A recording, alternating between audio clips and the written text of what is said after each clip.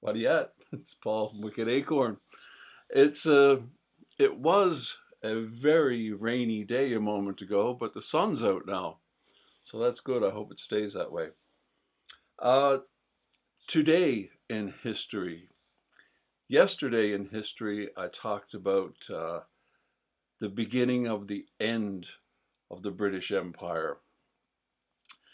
The beginning of the end of the British Empire, in my opinion, was the First World War, and Britain joined the First World War yesterday in 1914. And today in history is the beginning of the British Empire. And I want to show you some snaps here. And we got some photos of this day in history from 1583, would you believe? In 1583, something happened that started the British Empire. But before I talk about that, I have to talk about this. Now, this is the Matthew. It was John Cabot's ship, and he discovered Newfoundland in 1497. What does that sound? Well, I think it's a car alarm outside. Yeah, he discovered Newfoundland in 1497, but he really wasn't quite sure of what he had discovered. He might have thought he found China.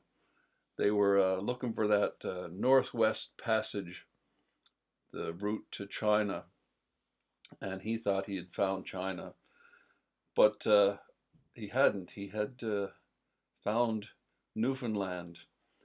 And for those of you that don't know, this is the island of Newfoundland off the east coast of Canada, the most easterly part of North America.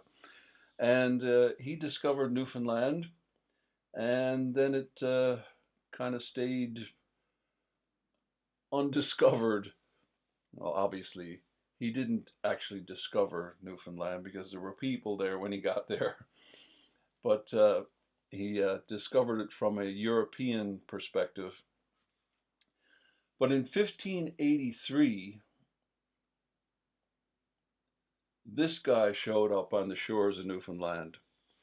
And when he showed up on the shores of Newfoundland, there were already Europeans there. And there were British people there, all different nationalities. It was a well-known fishing ground. The banks of Newfoundland was a well-known fishing ground. And they came ashore, and at the time there was a system in place called the fishing admirals, and that was whoever showed up first got to be in charge because it was a seasonal fishery. They weren't permanent residents. Most weren't permanent residents, and they the fishing admiral, the first guy that showed up in port, got to be in charge.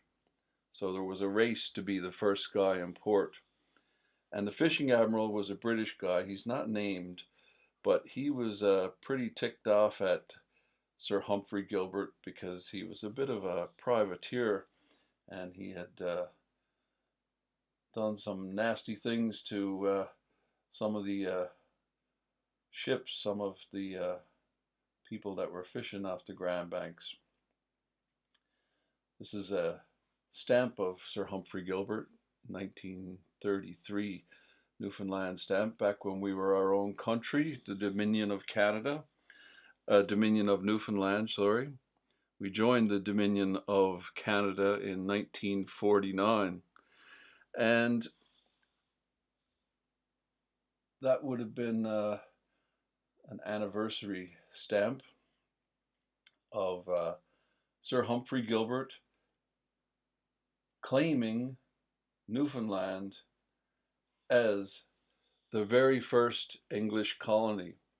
So Newfoundland is the beginning of the British Empire, and it happened on this day in history in 1583.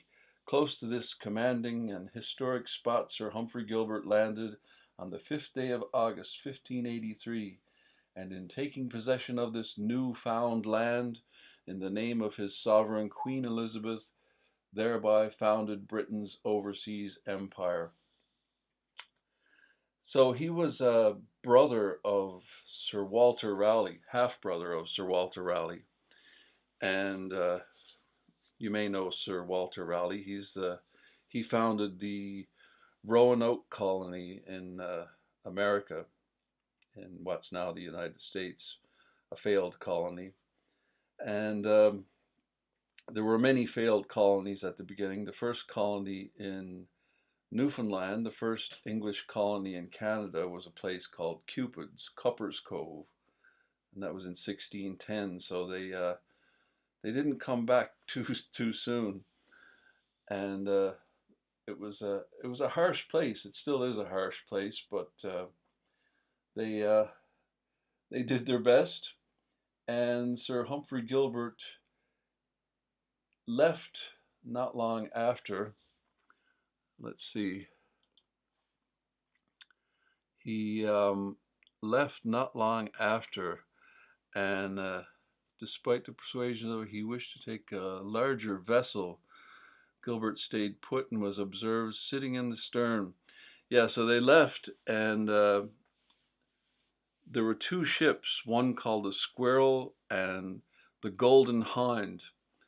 And that's probably a ship you've heard of before. That's, what was his name? Francis Drake, Sir Francis Drake, the guy that circumnavigated the globe. He was looking for China as well, and he ended up going around the whole world looking for it. And he was in the Golden Hind. But the Golden Hind was also in Newfoundland with Sir Humphrey Gilbert, and they were having trouble with the Squirrel, the other ship, and it was overgunned. It had a lot of guns on it, and he left the Golden Hind and went aboard the Squirrel to help out, being in charge. And there he is, beckoning to the Golden Hind, and the ship foundered, and he was lost. And his final words were, they were telling him, you know, come on, come with us. Don't stay aboard there. Come over on the Golden Hind. And he said, we are as near to heaven by sea as by land. As final words. And it's the unofficial motto of Newfoundland.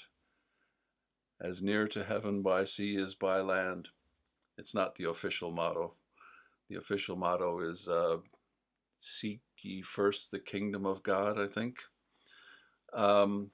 Anyway, that's what happened this day in history, the beginning of the British Empire, the first colony, Newfoundland. And here's a photo of the Golden Hind. That's a replica, I believe. It was used in the movie Shogun, if you remember that one.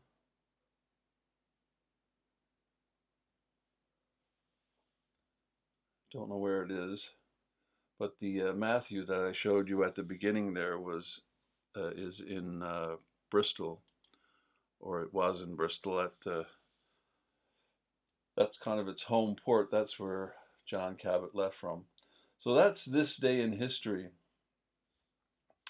and we're going to get on to our Ryder Cup story. We've been looking at the story of Samuel Ryder in sail. Samuel Ryder, the founder of the Ryder Cup.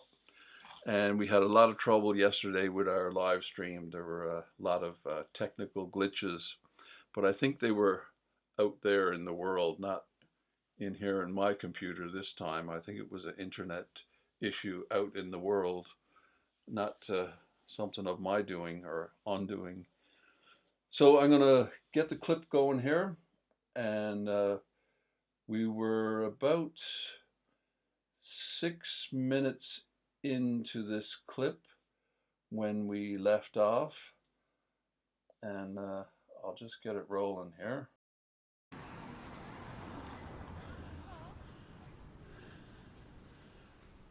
And there's the back of their house and their shed, I guess, or I don't know what they would have called it, but another outbuilding there.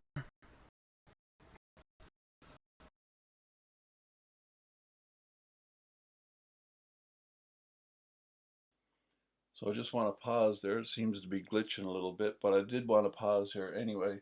This is the shed in the back garden of the house, the Ryder house on Wharf Road, across from the leisure center next to B&M there.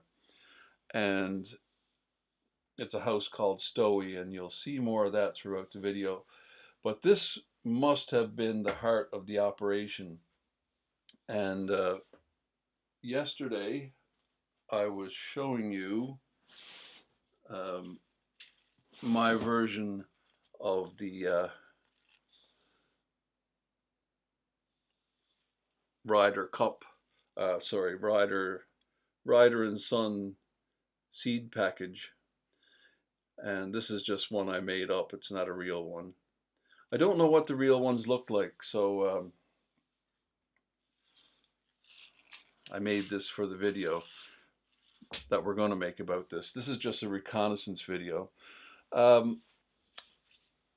Yeah, and so I was making it up, and what I did a video of me making them, because that must have been part of what was going on inside that shed, making seed packets, because the Ryders kind of invented the seed packet. The seed packet didn't exist until Samuel Ryder made it a thing.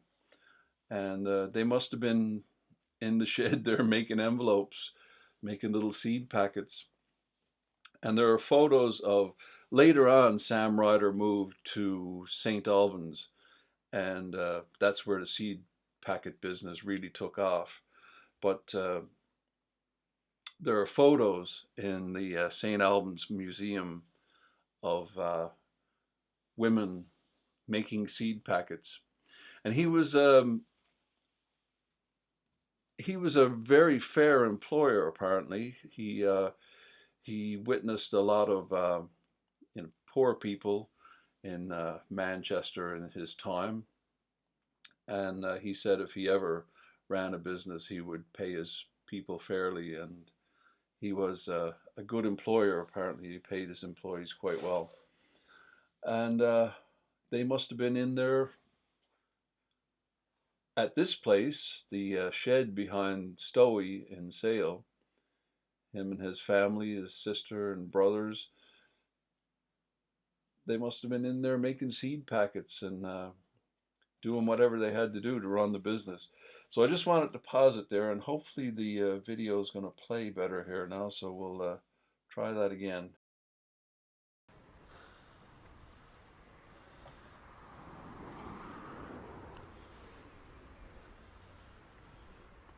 So Samuel Ryder Sr. is buried, his mother as well, buried in St. Martin's churchyard. And just down this way is Worthington Park. And oh no, it's all glitching again. What is... When I was looking through Samuel Ryder Jr.'s biography, it says that his father designed one of the most beautiful parks in Sale. Samuel Sr., it's difficult because they both have the same name. Samuel Sr. became a member of the. So I'm just going to skip ahead because we've already seen this bit yesterday. If you want to see, they're all on the channel there if you want to watch up to this point. So I'm going to skip ahead to around here, and we go down Britannia Road. It's a strange setup. The you don't think of Wharf Road being next to Britannia Road, but it is. It's just on the other side of the tracks, and that's why you don't think of it as being next to Britannia Road, because the tracks are between. And it's really strange that situation, because Britannia Road didn't exist in Sam Ryder's time here in Sale. So I wonder how they got across the tracks. The only way is to walk across the tracks, which seems really odd to us today, doesn't it? But that must have been what they were doing, just walking across the tracks at the end of Wharf Road, because their allotment was just on the other side of Wharf Road there. You'll see it in the video here in a second. And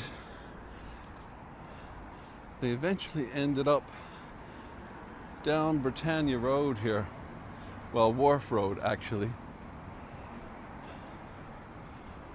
which is I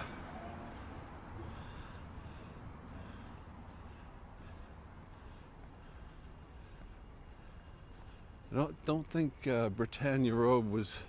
No, Britannia Road wasn't here in Sam Ryder's days. This is after his time here.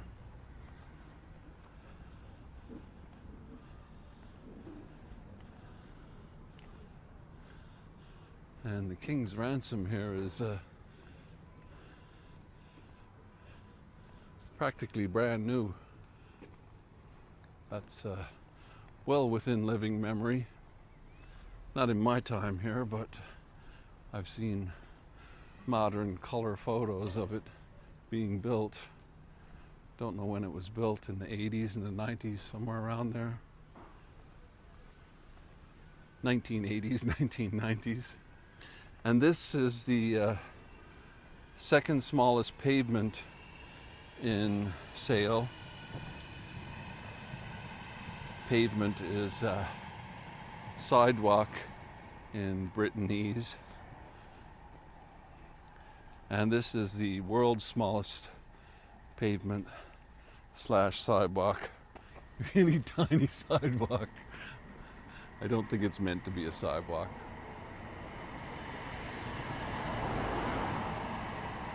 So we'll just take a shot down here and see if we can find this nursery.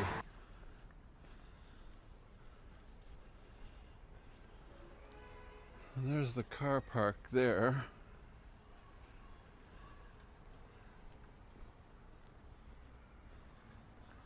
And I've been down here before for another video. I find this building very interesting too. If you know anything about this building, it's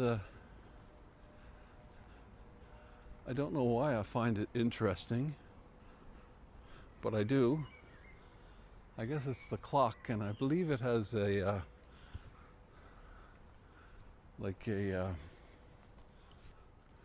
block and tackle kind of thing on the other side. Looks like for hoisting things up. I don't think it's genuine, but nice little design feature. Yeah, so it's an interesting building, but I think it's a modern building. Fairly certain it's a modern building. Don't know if it has any historic roots.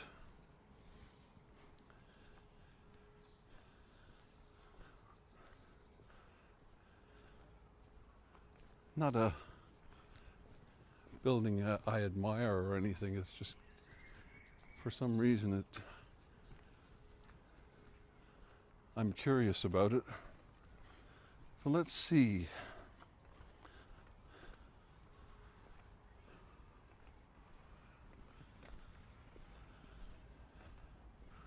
Where are we? Yeah, it says, his biography says it's on the site of a nursery, and here we are. So this is where, according to his biography, this is where their nursery was. Their gardening nursery, which is kind of ironic or coincidental or something. But yeah, it's there's the railway tracks there. So it's odd that they would have to cross the tracks, with hoes and shovels but yeah, this was, you can see this was vacant land back in their time. There was nothing down here. Not much down here anyway. Britannia Road wasn't there. So yeah, that's interesting. But yeah. So I went into detail looking at this yesterday. If you weren't here, I'll just give you a quick look. So there's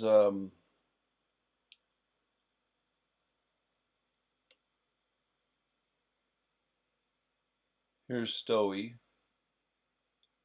This is Wharf Road. And here's the allotment. And as you can see, Britannia Road is not here. There's no Britannia Road in Sam Ryder's days. This is the railway here. So yeah, they must have just walked across the tracks, because there's no other way to get there than walk across the tracks, because Britannia Road is not here. And you couldn't jump off the bridge. This is the Sail Bridge here. This is the Bridgewater Canal. Railway Inn is probably the only thing you'd recognize from this map. Everything else is not in this. Town Hall is not there. So yeah, the Railway Inn is about the only thing you'd really recognize there. And yeah, it's very strange. You can see there was a siding here at one time, like a yard, and I guess that was for coal, for one thing.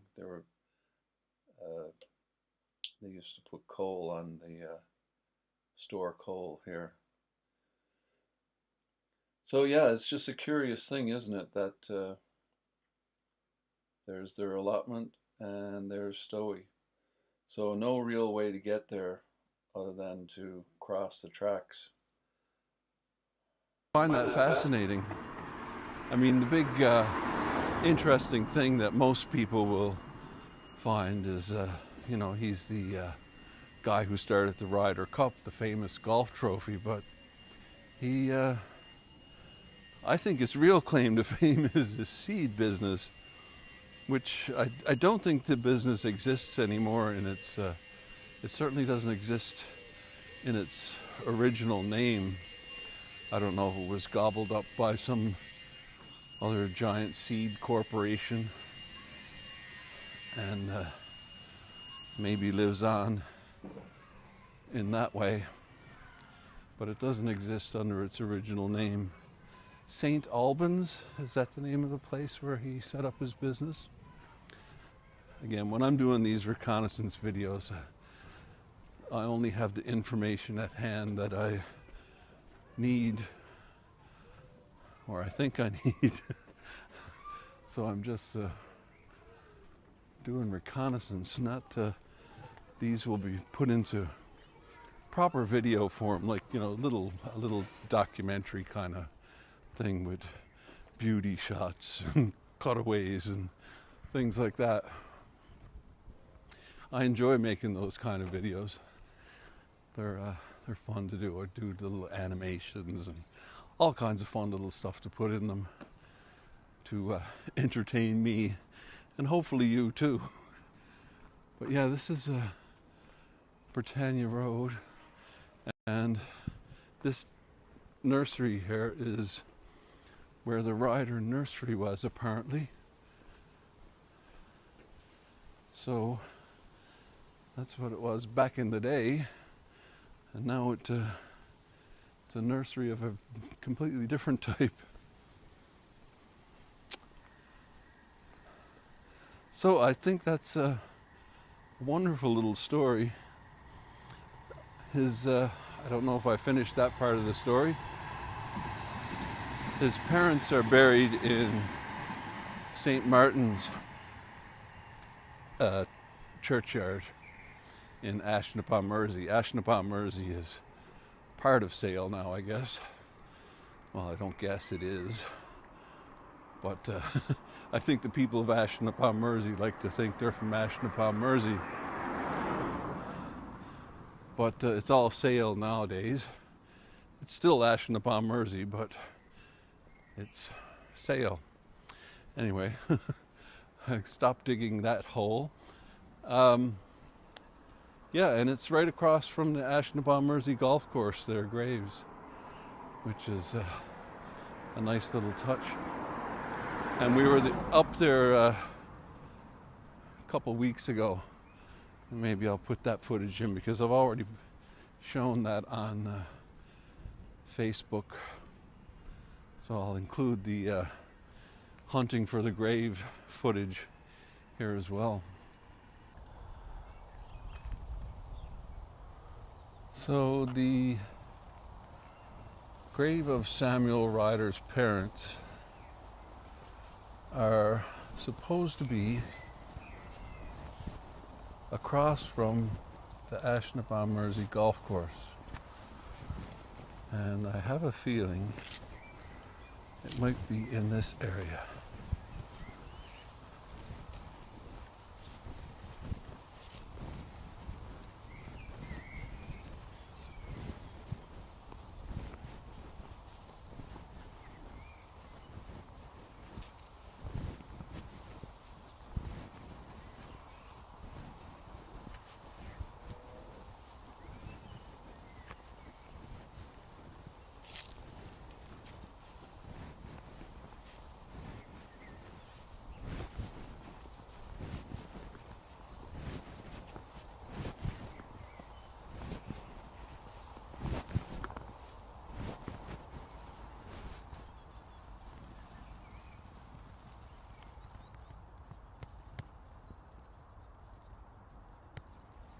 Samuel Ryder's parents never did get to see the famous golf cup named after their son, but they're buried here in St. Martin's, Ashton-upon-Mersey.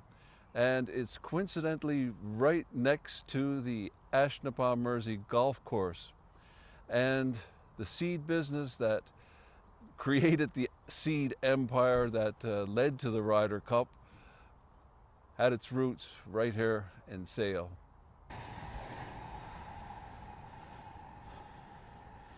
So right here in the, I guess this is the King's Ransom car park, was like a coal yard or something back in the day.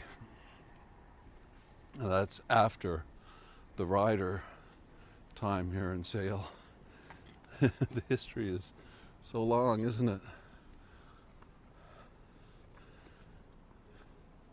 So yeah, this was where they stored coal on the other side of this wall here. And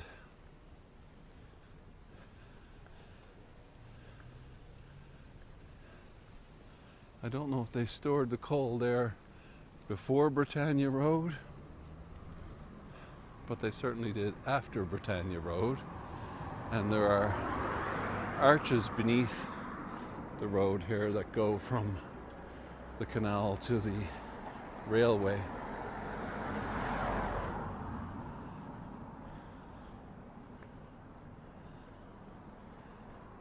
But again, that's all after Samuel Ryder's time here in Sale.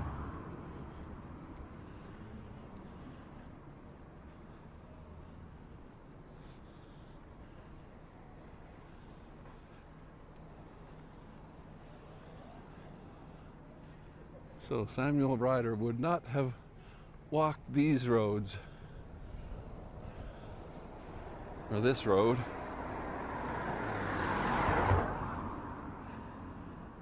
so one would imagine that Samuel Ryder came up these very stairs back in the late 1800s to his new home here in Sale.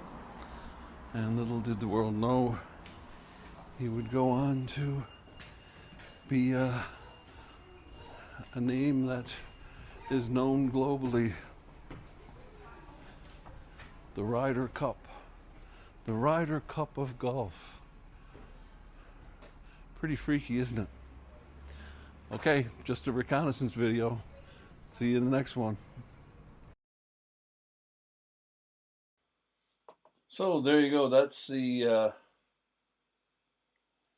reconnaissance video of the Ryder Cup. So I need to create the actual video now and hopefully get that out in September when the Ryder Cup's on the go. And today I'm going on a nice adventure. I'm not going to say too much about it, but I'm going on a nice adventure this afternoon, here in Sale, going to find something that I found last week while delivering one of our mugs. Somebody asked for not a George Mottershead mug, but one of our mugs. And that's one of the blue plaque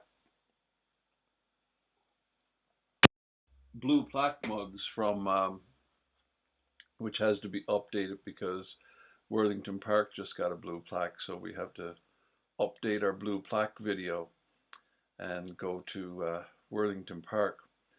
Got a special guest coming up this week, another special guest, another visitor, and going on an adventure later today, and maybe I'll show you some footage of that tomorrow.